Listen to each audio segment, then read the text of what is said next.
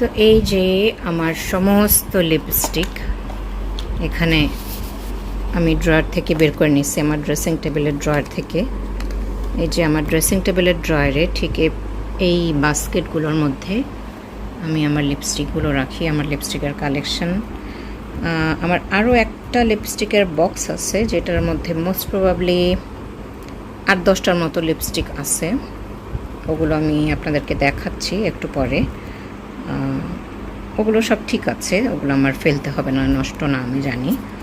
এখানে কিছু না, বেশ কয়েকটা লিপস্টিকই আছে যেগুলো আর ইউজ করার মতো না, ওগুলো আমি আজকে ফেলে দিব। যার জন্য আমি এগুলো সব নিয়ে বসছি বিছানার উপরে। তো আমি আপনাদেরকে দেখাবো আজকে আমার লিপস্টিকের কালেকশন আর কি কী আছে, এবং আমি কবে কিনছি বা কোত্থেকে পাইছি সেগুলোও আপনাদের সাথে আমি শেয়ার করছি। এই যে এখানে আমার কিছু আগের লিপস্টিক। আর লিপস্টিক হচ্ছে আমার এই পৃথিবীতে সবচেয়ে ফেভারিট জিনিস।